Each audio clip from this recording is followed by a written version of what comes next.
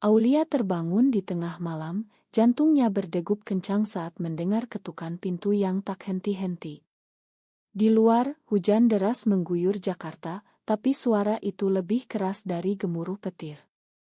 Saat ia membuka pintu, di depannya berdiri keponakannya, Rina, basah kuyup, mata merah karena tangis, dan berkata, "Tante, aku tahu rahasia Mama. Mama pernah mencintai seorang perempuan seperti Tante." Kata-kata itu seperti petir menyambar, membangkitkan luka lama yang Aulia pikir sudah terkubur dalam-dalam. 20 tahun lalu, di sebuah rumah sederhana di pinggiran Bandung, Aulia yang berusia 18 tahun merasa dunia runtuh saat orang tuanya menemukan surat cintanya untuk seorang teman perempuan di sekolah. Ayahnya, seorang pegawai negeri yang taat beragama, marah besar, menyebutnya sebagai dosa besar yang akan mencoreng nama keluarga. Ibu menangis tak henti, memohon Aulia untuk sembuh dari apa yang mereka anggap sebagai penyakit. Tapi Siti, kakaknya yang lebih tua 5 tahun, berdiri di sampingnya. "Ini bukan salah Aulia, Pak. Cinta itu datang dari hati, bukan pilihan," kata Siti tegas, meski suaranya gemetar. Ayah memukul meja, "Kau diam, Siti. Jangan ikut campur." Tapi Siti tak mundur. Ia memeluk Aulia, berjanji akan melindunginya. Malam itu, Siti membawa Aulia pergi ke rumah temannya, memberi waktu bagi orang tua untuk tenang. Aulia merasa aman untuk pertama kalinya, berpikir bahwa setidaknya ada satu orang di keluarga yang mengerti. Namun, perlindungan itu tak bertahan lama. Beberapa hari kemudian, saat Aulia kembali ke rumah, suasana berubah. Siti duduk di ruang tamu dengan wajah pucat, ayah dan ibu di sampingnya. "Aulia, kau harus pergi," kata Siti dingin, tanpa memandang matanya. "Kau tak bisa tinggal di sini lagi. Ini untuk kebaikan keluarga." Aulia terpaku, tak percaya. "Kak, kenapa? Kau bilang kau akan bantu aku." Siti menunduk, "Ini bukan tentang aku. Ayah bilang kalau kau tetap di sini, kami semua akan dikucilkan. Aku punya masa depan, Aulia." "Ma." Kata-kata itu menusuk seperti pisau. Aulia merasa dikhianati oleh orang yang paling ia percaya. Ia pergi malam itu juga, membawa tas kecil, menuju Jakarta untuk memulai hidup baru.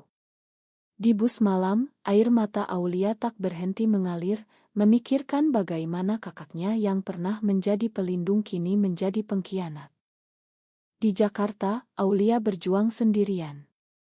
Ia bekerja sebagai buruh pabrik, menyembunyikan identitasnya, takut jika ketahuan akan kehilangan segalanya lagi. Tapi hati tak bisa dibohongi. Ia bertemu dengan Maya, seorang perempuan yang bekerja di kai dekat pabrik. Maya lembut, pengertian, dan untuk pertama kalinya, Aulia merasa dicintai apa adanya. Mereka mulai menjalin hubungan diam-diam, bertemu di taman kecil atau kamar kos sederhana. Tapi bayang-bayang masa lalu selalu menghantui. Setiap kali Maya bertanya tentang keluarga, Aulia mengalihkan pembicaraan. "Mereka tak ada lagi bagiku," katanya singkat. Dalam hati, ia bertanya-tanya, apakah Siti bahagia sekarang? Apakah ia menikah, punya anak, hidup normal seperti yang diinginkan masyarakat? Aulia tahu, di Indonesia, menjadi lesbian berarti hidup dalam bayang-bayang, di mana undang-undang tak melindungi, dan masyarakat siap menghakimi. Tahun-tahun berlalu, Aulia naik jabatan menjadi supervisor di pabrik. Ia dan Maya pindah ke apartemen kecil, mencoba membangun kehidupan bersama. Tapi tekanan datang dari segala arah. Teman kerja mulai bergosip, melihat Aulia tak pernah punya pacar laki-laki. "Kau lesbian ya?" tanya seorang rekan suatu hari, dengan nada setengah bercanda, setengah menghakimi. Aulia tersenyum kaku, "Jangan ngarang." Tapi dalam hati, ia takut.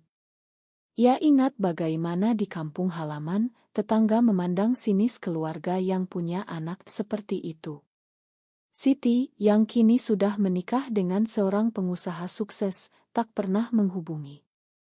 Aulia mendengar dari sepupu bahwa Siti punya anak perempuan, Rina, yang sekarang berusia remaja. Aulia iri, tapi juga lega tak terlibat lagi. Suatu malam, telepon berdering. Nomor tak dikenal. Aulia angkat, dan suara Siti terdengar, "Aulia. Ini aku, Siti." Jantung Aulia berhenti sejenak. "Kak, kenapa hubungi aku sekarang?" Siti terdengar lelah, Aku butuh bantuan. Suamiku sakit, dan aku tak punya siapa-siapa." Aulia marah, "Setelah kau buang aku." Kak. Aku tak punya kakak lagi." Ia matikan telepon, tapi hati tak tenang. Maya memeluknya, "Mungkin saatnya makan." Aulia gelengkan kepala, dia yang pilih jalan itu. Tapi benih keraguan mulai tumbuh. Apakah Siti benar-benar membenci dirinya, atau ada alasan lain? Rina, keponakan itu, tumbuh di lingkungan yang ketat. Siti selalu mengajarinya untuk taat pada norma masyarakat. "Jangan seperti tantemu, Rin. Itu dosa," kata Siti suatu hari. Rina penasaran, tapi tak berani tanya. Sampai ia menemukan kotak lama di loteng, berisi surat-surat tua. Di sana ia baca surat dari seorang perempuan bernama Lina, ditujukan untuk Siti, penuh kata cinta. Rina terkejut. Mamanya lesbian. Ia konfrontasi Siti, "Mama, ini apa?" Siti pucat, "Itu masa lalu. Jangan bilang siapa-siapa." Tapi Rina tak bisa diam, ia cari tahu tentang Aulia, dan memutuskan hubungi tantenya. Malam itu saat Rina datang ke apartemen Aulia, hujan masih deras. Aulia biarkan ia masuk, Maya buatkan teh hangat. Rina cerita semuanya, "Tante, Mama pernah seperti tante. Tapi dia takut, jadi dia buang tante untuk tutupi rahasianya sendiri." Aulia duduk lemas, dunia berputar. Kakaknya, yang ia anggap pengkhianat, sebenarnya korban juga. Konflik batin membara. Apakah ia harus makan, atau biarkan luka tetap? Pagi berikutnya, Aulia tak bisa tidur. Kata-kata Rina bergema di kepalanya seperti gema tak berujung. Maya, yang biasanya tenang, kali ini khawatir. "Kau harus bicara dengan kakakmu, Lia. Ini kesempatan untuk sembuh." Aulia menggeleng, "Sembuh? Setelah dia biarkan aku sendirian bertahun-tahun." Tapi dalam hati, ia tahu Maya benar. Ia ambil cuti kerja, dan hubungi Siti. "Kita bertemu," katanya singkat. Siti setuju, mereka janji di sebuah kai kecil di pinggir Jakarta, tempat yang netral, jauh dari mata orang. Saat Aulia tiba, Siti sudah duduk di sudut, wajahnya lebih tua dari yang ia ingat, garis-garis keriput di sekitar mata menunjukkan beban hidup. Mereka saling pandang, tak ada pelukan, hanya anggukan kaku. "Rina cerita semuanya," kata Aulia langsung ke inti. Siti menunduk, "Aku tak tahu dia akan lakukan itu." Aulia marah, "Kenapa, Kak? Kenapa kau sembunyikan? Kau biarkan aku jadi kambing hitam." Siti angkat muka, matanya basah. "Aku takut, Lia. Saat itu aku juga punya rahasia. Lina, dia temanku di kuliah. Kami saling cinta. Tapi ayah tahu, dia ancam aku. Kalau aku tak putus, dia akan usir aku juga. Aku pilih diam, tapi saat kau ketahuan, aku pikir dengan bela kau, aku bisa selamatkan diriku sendiri. Tapi ayah paksa aku pilih kau atau aku." Cerita Siti seperti bom waktu. Dulu, setelah Aulia pergi, Siti dipaksa menikah dengan pria pilihan ayah. "Aku tak bahagia, Lia. Suamiku baik, tapi aku tak pernah cinta dia seperti Lina." Aulia terdiam, memproses. Jadi, pengkhianatan itu bukan karena benci, tapi karena takut. Tapi itu tak hilangkan sakit. Kau bisa bilang padaku, Kak. Kita bisa pergi bersama. Siti geleng, aku pengecut. Aku pilih aman, biarkan kau tanggung semuanya. Percakapan itu penuh emosi, suara mereka naik turun, tapi kayak sepi, tak ada yang perhatikan. Aulia merasa campur aduk, marah, kasihan, dan sedikit pengertian. Kembali ke apartemen, Aulia cerita pada Maya. Dia juga seperti kita. Maya peluk dia, itu berarti kau tak sendirian dari awal. Tapi Aulia gelisah. Di Indonesia, di mana agama dan budaya kuat, menjadi lesbian berarti perjuangan harian. Ia ingat demonstrasi anti-LGBT di Jakarta, di mana orang berteriak haram dan polisi tak lindungi. Siti, dengan keluarga dan status sosial, pasti lebih takut. Tapi apakah itu alasan untuk khianati saudara? Aulia putuskan hubungi Rina, terima kasih udah cerita. Tapi ini rumit. Rina balas, Tante, Mama sakit hati juga. Tolong bantu kami. Beberapa hari kemudian, suami Siti meninggal karena penyakit jantung. Aulia dapat kabar dari Rina. Ia ragu, tapi akhirnya datang ke pemakaman di Bandung. Di sana keluarga besar berkumpul, tapi tak ada yang kenal Aulia lagi. Ia berdiri di belakang, melihat Siti menangis di depan makam. Setelah acara, Siti dekati dia. Kau datang. Aulia angguk untuk Rina. Mereka bicara di rumah lama, yang kini terasa asing. Siti cerita lebih dalam, bagaimana ia coba normal dengan menikah, tapi hati tetap pada Lina, yang kini sudah pergi ke luar negeri. Aku bayar mahal, Lia. Anakku tahu rahasiaku, dan sekarang dia mungkin benci aku.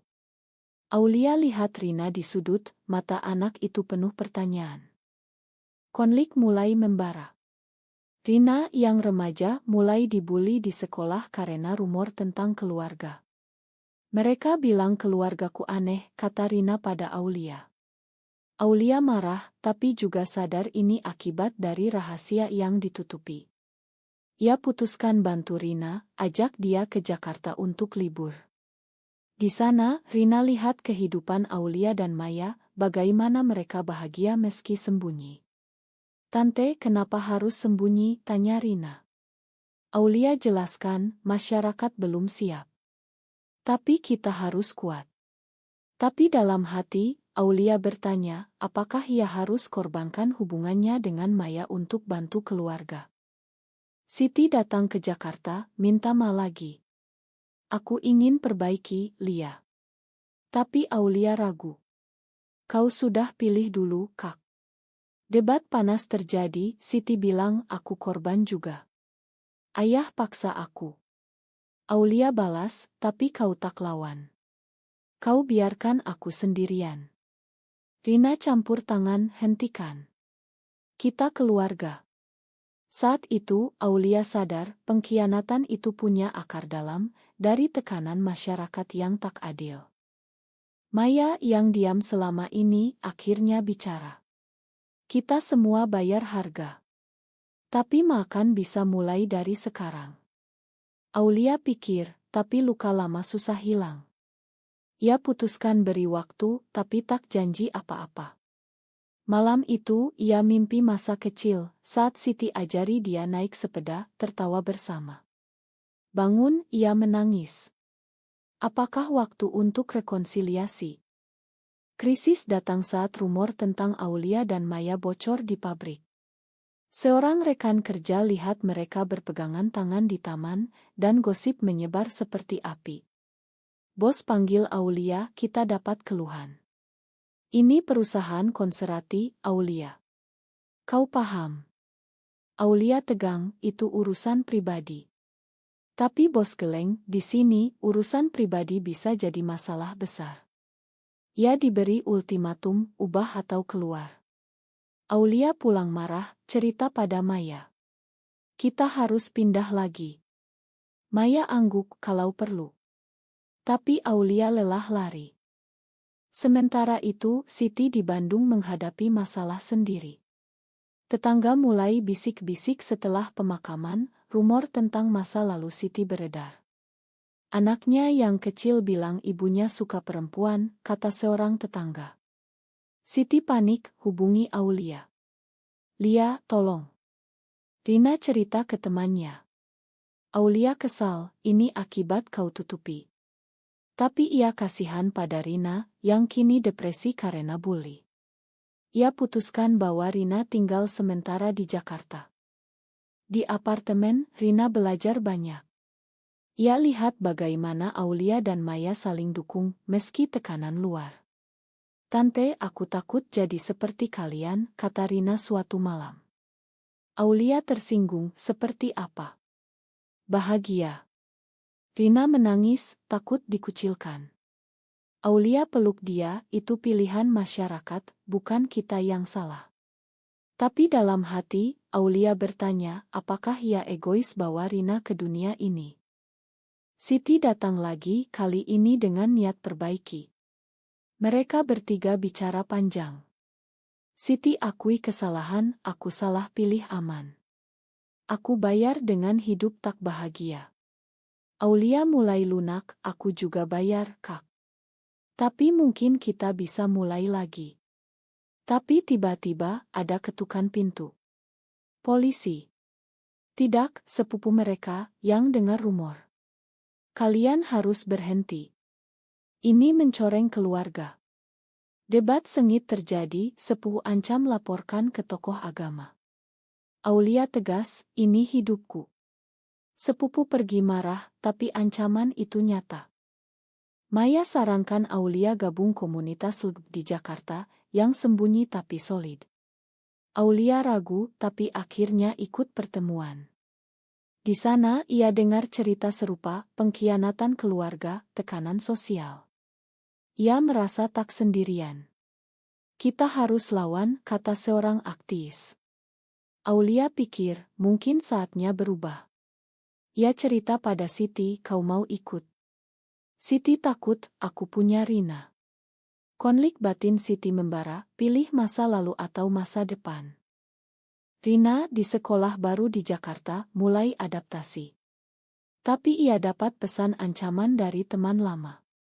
Kau anak lesbian, hati-hati. Rina takut, cerita pada Aulia. Aulia marah, hubungi Siti. Kita harus hadapi bersama. Siti setuju, datang ke Jakarta permanen. Mereka tinggal bersama, tapi ketegangan tinggi. Siti dan Maya sering bertengkar, Siti bilang Maya pengaruh buruk. Aulia terjebak di tengah. Puncak saat acara keluarga besar. Ayah, yang sudah tua, undang semua. Aulia ragu datang, tapi Siti paksa. Di sana, ayah konfrontasi, kau masih begitu, Aulia. Aulia tegas, ya, Pak. Dan Kak Siti juga. Ayah syok, tapi Siti diam pengkhianatan lagi. Aulia marah, pergi. Di jalan, ia menangis, merasa dikhianati ulang. Tapi Rina kejar, Mama bilang iya nanti. Dia butuh waktu. Aulia pikir, mungkin benar. Ia kembali ke Jakarta, hati berat. Maya dukung, kita bangun keluarga kita sendiri. Tapi Aulia tahu, darah lebih kental dari air. Setelah insiden keluarga, Aulia putuskan fokus pada pekerjaan. Tapi ultimatum bos datang, ia dipecat. Aulia. Gosip terlalu banyak. Ia syok, tapi tak menyerah. Dengan tabungan, ia buka usaha kecil, jual makanan online dengan Maya. Bisnis mulai jalan, tapi tekanan finansial tinggi. Siti kirim uang, ini untuk Rina. Aulia terima, tapi dengan syarat, datang dan bicara. Siti datang, kali ini dengan hati terbuka. Aku cerita pada ayah semuanya. Aulia terkejut, dan Siti tersenyum pahit, dia marah, tapi bilang atas dulu. Rekonsiliasi mulai. Ayah hubungi Aulia, suara lemah, pulanglah, nak. Aulia ragu, tapi putuskan kunjungi. Di Bandung, ayah peluk dia, aku salah. Aku takut masyarakat. Aulia menangis, kita semua takut, Pak. Tapi masyarakat tak makan mudah. Di kampung, tetangga boikot bisnis Siti. Keluarga penyimpang.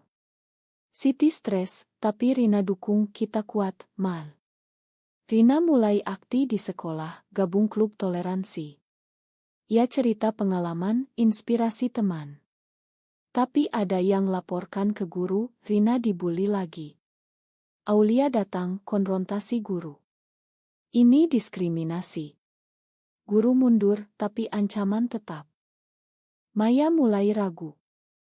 Lia, ini terlalu berat. Mungkin kita pisah dari keluarga. Aulia marah, mereka keluargaku. Pertengkaran pertama mereka. Maya bilang, aku tak mau bayar harga untuk masa lalumu. Aulia sadar, hubungannya retak. Ia pilih apa, keluarga atau cinta? Siti lihat itu, sarankan, jangan korbankan Maya. Tapi Aulia bingung.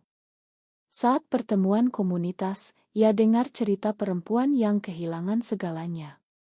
Pilih yang buat kau bahagia. Aulia putuskan bicara pada Maya. Ma, aku tak mau kehilangan kau. Maya peluk, kita hadapi bersama. Krisis puncak saat demonstrasi anti-LGBT di Jakarta. Kelompok radikal ancam komunitas. Aulia dapat pesan ancaman. Ia takut, tapi putuskan ikut demo balik, sembunyi identitas. Siti ikut, pertama kalinya. Di sana mereka lihat kekerasan, polisi bubarkan. Siti terluka ringan, Aulia bantu. Terima kasih, Kak. Siti bilang, ini bayaran atas dulu. Rina yang tinggal di rumah khawatir. Saat mereka pulang, Rina bilang, aku bangga. Keluarga mulai solid. Tapi harga tinggi, bisnis Aulia rugi karena boikot online. Mereka pindah ke kota kecil, mulai lagi. Aulia pikir, apakah ini akhir? Tahun berlalu, Aulia dan Maya menikah secara simbolis di komunitas. Siti dan Rina hadir, ayah beri restu dari jauh. Hidup tak mudah, tapi mereka kuat. Siti mulai terbuka, gabung grup dukungan. Aku tak mau sembunyi lagi. Rina tumbuh jadi aktivis muda, bicara di seminar tentang toleransi. Keluargaku ajar aku, cinta tak salah. Tapi luka tetap. Aulia kadang mimpi pengkhianatan, bangun berkeringat. Ia tanya Siti, kenapa dulu kau pilih begitu? Siti jawab, takut kehilangan segalanya. Tapi aku kehilangan lebih banyak. Mereka belajar makan, tapi masyarakat masih hakim. Di Indonesia, undang-undang anti-LGBT mengancam, tapi mereka lawan diam-diam. Suatu hari, Rina dapat penghargaan atas esainya tentang keluarga LGBT. Di acara, ia cerita, tanteku ajar aku kuat, mamaku ajar aku makan. Aulia menangis bangga. Tapi di balik itu, ia tahu harga, teman hilang, pekerjaan susah, hati terluka. Apakah layak? Kini, Aulia hidup tenang, tapi pertanyaan tetap, apakah pengkhianatan bisa benar-benar dimakan, atau hanya ditutupi? Apakah masyarakat akan berubah, atau kita yang harus bayar selamanya? Apakah benar bahwa dalam masyarakat yang penuh tekanan, pengkhianatan keluarga adalah satu-satunya cara untuk bertahan hidup?